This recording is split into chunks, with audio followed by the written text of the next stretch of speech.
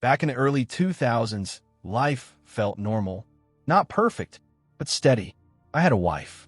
2 kids, 4 and 6 years old. Sticky fingers, cartoon voices, shoes always in the wrong place. The kind of chaos that feels safe. Then little things started to feel off. The kids began talking about staying at my wife's parents' house during the day. At first, I didn't think much of it. Grandparents love babysitting, right? But then it kept happening. 2 times a week, then 3. Her parents lived 90 minutes away. That's not babysitting. That's a commute. When I asked her, she smiled too quickly, denied it, changed the subject. My stomach tightened, not with anger, but with that awful quiet dread.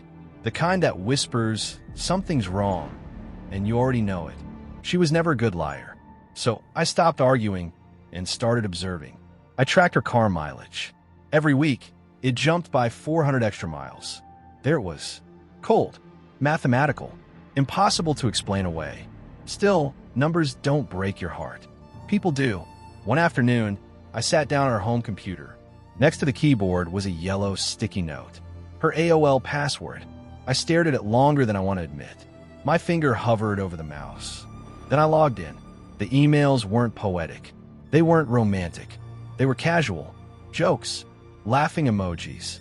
Explicit references to how she was regularly sleeping with an ex-boyfriend from high school.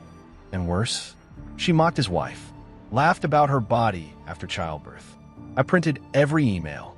My hand was shaking, but my face felt numb. I didn't confront her, because rage makes mistakes. Instead, I made a phone call. A friend of mine, a cop, listened quietly, then said, "I know a guy, ex-force, private investigator, solid." That was how I met Ron. I gave him the emails, the mileage, the schedule. Ron didn't ask questions. He just nodded. 2 weeks later, he handed me a report. Photos, dates, times. My wife would drop the kids at her parents' house, meet this man for lunch, then check into a rundown motel for hours. Afterward, she'd pick up the kids and come home smiling. I didn't yell. I didn't cry. I felt resolved. I grew up watching infidelity tear my family apart. Parents cheating, siblings choosing sides, childhood poisoned by secrets. I swore I'd never live that life. So I hired a divorce lawyer. And then I asked Ron for one more thing. Find out who he is. Ron delivered fast. His name was Bob. Married. 3 kids. Vice president of sales. At a company owned by his father-in-law. And suddenly, the picture became clear. Bob didn't just betray his wife. He betrayed his livelihood. I asked Ron to make copies of the report. And then I planned the timing. The same day my wife was served divorce papers at work. Ron knocked on another door. Bob's wife answered. Ron showed her everything. The photos, the dates, the motel.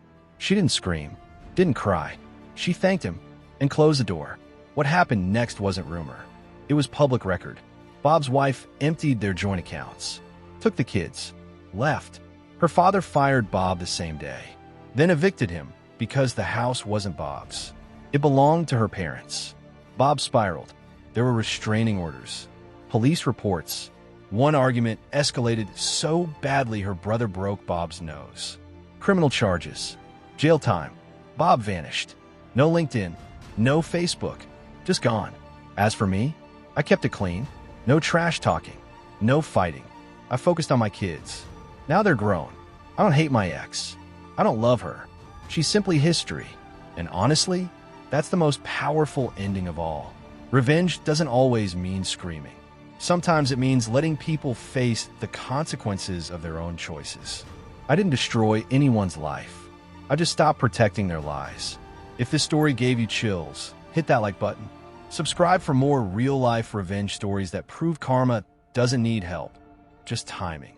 And tell us in the comments, was this justice or was it fate? See you in the next one. Eyes fire.